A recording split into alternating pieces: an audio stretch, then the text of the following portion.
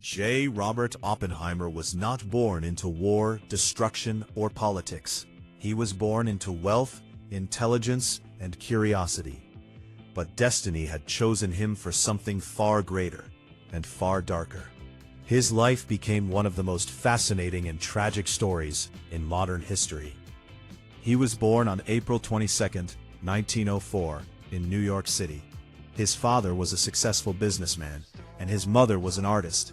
From childhood, Robert was different from other children. While most kids played outside, he spent hours reading books about science, minerals, philosophy, and ancient literature.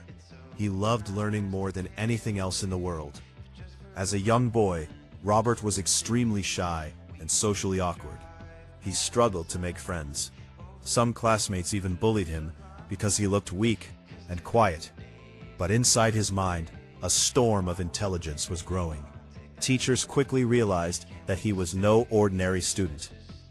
He entered Harvard University at a very young age. There he studied chemistry first, but soon became obsessed with physics, the science that tries to understand the secrets of the universe itself. He studied so hard that he completed courses faster than most students. Later, he traveled to Europe to continue his education at University of Göttingen in Germany. At that time, Europe was the center of modern physics. Robert worked with some of the greatest scientists in history. His intelligence shocked everyone around him. But despite his brilliance, he battled loneliness, depression, and emotional struggles. In his younger years, Oppenheimer often felt lost. He was under tremendous pressure to become successful. At one point, his emotional condition became so unstable that he reportedly attempted harmful actions during his university years. But somehow, he survived those dark moments and returned stronger. By the 1930s, Robert became one of America's top physicists. He started teaching at universities and inspired students with his incredible knowledge. He could speak multiple languages and even read ancient Sanskrit texts. One of his favorite books was the Bhagavad Gita, whose philosophy deeply influenced his thinking about life, duty, and destruction. Then the world changed forever. In 1939, World War II began. Nazi Germany was growing stronger under Adolf Hitler. Scientists feared that Germany might build an atomic bomb first. If Hitler succeeded, the world could fall into unimaginable darkness. The United States secretly launched the Manhattan Project, a mission to create the world's first atomic bomb before Germany could. For this impossible mission, they needed the smartest scientific mind in America. They chose Robert Oppenheimer. Many people were surprised. He had never won a Nobel Prize.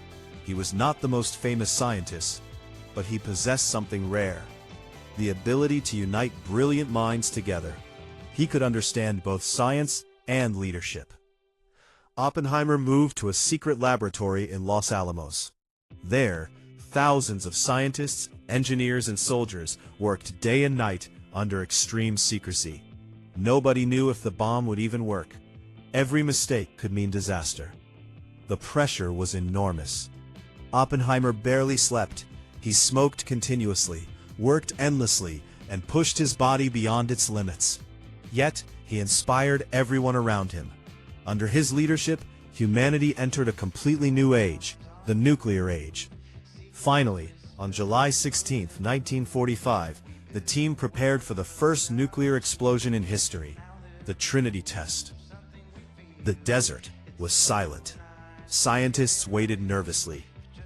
Then suddenly, a blinding light, brighter than the sun, exploded across the sky. The earth shook violently. Humanity had unlocked the power of the atom. At that moment, Oppenheimer remembered words from the Bhagavad Gita. "Now I am become death, the destroyer of worlds." The atomic bomb worked. The atomic bomb worked. Just weeks later, the United States dropped atomic bombs on Hiroshima and Nagasaki. Hundreds of thousands of people died. Entire cities vanished in seconds. The war ended. America celebrated Oppenheimer as a hero, but inside him, something had broken forever. He began suffering from guilt and fear. He realized humanity now possessed the power to destroy itself completely. The same man who helped create the bomb started warning the world about nuclear weapons.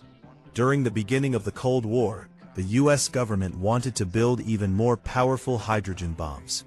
Oppenheimer opposed this idea. He feared an endless arms race. But in politics, heroes can quickly become enemies. Some government officials accused him of being dangerous and disloyal because of his past political associations. In 1954, his security clearance was removed after a humiliating hearing.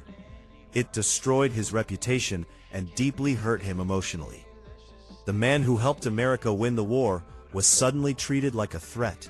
For years, Oppenheimer lived quietly, giving lectures and thinking deeply about science, morality, and humanity's future. He became a symbol of the terrible price of scientific progress without wisdom. In 1963, the US government finally honored him again with the Enrico Fermi Award, partially repairing his damaged reputation. But his health was failing. Years of heavy smoking caused throat cancer. On February 18, 1967, J. Robert Oppenheimer died at the age of 62. Yet even after death, his story never disappeared. Some people see him as a genius. Some see him as the creator of destruction. Others see him as a tragic man, trapped between science and morality. But one thing is certain.